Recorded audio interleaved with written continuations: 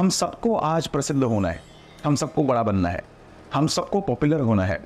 हमारा समाज उसी को सत्य मानता है जिसको शब्दों में बयां किया जा सकता है। इसलिए हमारे शास्त्र कहते हैं नास्त कृतः कृतेन।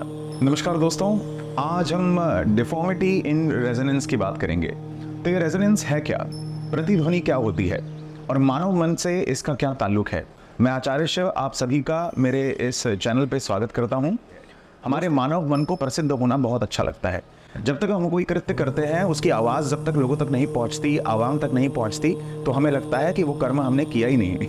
हमारा समाज उसी को सत्य मानता है जिसको शब्दों में बयां किया जा सकता है या जिसे लिखा जा सकता है, समझा जा सकता है। उसे तब तक सत्य नहीं मानता जब तक उसे लिटरेचर में यानी लिखा नहीं जा सकता। मान लीजिए मैं किसी लड़की से बहुत प्रेम करता हूँ और मुझे उसे अपने दोस्त को बयां करना है, उसे बताना है, उसे समझाना है। तो वह दोस्त मेरी बात को तब तक यकीन नहीं करेगा जब तक मेरे प्रेम को मैं उतार नहीं सकता, शब्दों में उतार नहीं सकता। अगर मेरी आर्टिकुलेशन एबिलिटी अच्छी है, अगर मैं एक अच्छा लेखक हूँ, अच्छा कवि हूँ, तो मैं अपनी शायरियों से, गहरी बातों से भले ही बता सकता हूँ कि देखिए मैं इस लड़की से इतना प्यार करता हूँ, और वो कई हद तक कन्विंस भी हो सकता है।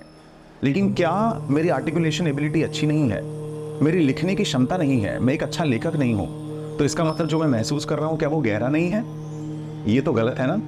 लेकिन आज हमारा समाज इस विषय पर ध्यान नहीं देता। इसलिए हमारे शास्त्र कहते हैं नास्त कृतः कृतेन। इटर्नल केवल काम करने से नहीं मिलता, प्रेम केवल करने से ही नहीं मिलता, प्रेम को महसूस भी करना बहुत जरूरी है। इनफैक्ट महसूस करना ही सबसे ज्यादा जरूरी है।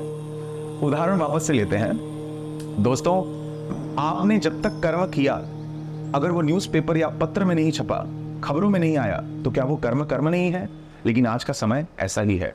आज सोशल मीडिया के ज़माने पर, इंस्टाग्राम और फेसबुक पर ज़माने पर अब हम देख रहे हैं कि चीज़ें लोगों तक धड़ल्ले से पहुंचाई जा रही है। इन्फॉर्मेशंस का भंडार है, लेकिन क्या वो हमारे लिए आवश्यक है? क्या हमें ये करना ज़रूरी है? ये हमें सोचना पड़ेगा। इसलिए आप देखिए, जो गुरु के बहुत सारे शिष्य वह गुरु महान।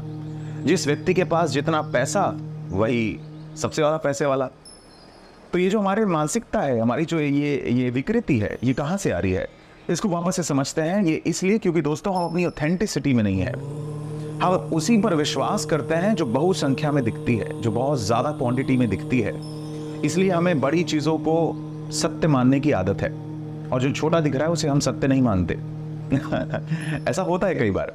इसलिए दोस्तों, आप अपनी फीलिंग्स में अगर आप जानना चाहते हैं कि परमात्मा क्या कह रहे हैं, तो परमात्मा कह रहे हैं कि इस प्रतिध्वनि से बाहर निकलना है और अपने सत्य में आधारित होना है। तो वो सत्य क्या है कि आप लोगों को बताने के बजाय ये ध्यान दें कि आप हैं कौन, आप कैसा महसूस कर रहे हैं, कैसा अनुभव कर रहे हैं, इसका चिंतन करें। ये ज़रूरी नहीं है कि लोग क्या सोच रहे हैं आपके बारे में, लेकिन ये बहुत ज़्यादा ज़रूरी है कि आप अपने बारे में क्या सोच रहे हैं। इसी को बोलते हैं ऑथेंटिसिटी ऑफ पर्सनालिटी। जब हमारा युवा, हमारे लोग इस विषय पर ध्यान देना शुरू करेंगे, आप देखेंगे हमारी प्रगति और बढ़ जाएगी। इसलिए दोस्तों, हमें ध्यान देना है कि हमें रेजोनेंस के इस चंगुल में नहीं फंसना है, इसके मार्केट में नहीं फंसना है। नास्त्य कृतः कृतेन, यानी कि केवल कर्म से ही सत्य नहीं मिलने वाला, हमें उसे महसूस भी करना बहुत ज़्यादा ज़रूरी है। केवल प्रेम करने से ही काम नहीं होता, प्रेम को महसूस भी करना ज़रूरी है।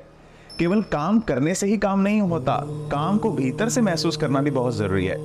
तो इस मेंटालिटी को अपनाएंगे, सत्य को अपने जीवन का हिस्सा बनाएंगे, और धीरे धीरे आप देखेंगे आप अपने आप में बहुत ऑथेंटिक होते जाएंगे। हरिओम, जय गुरुदेव।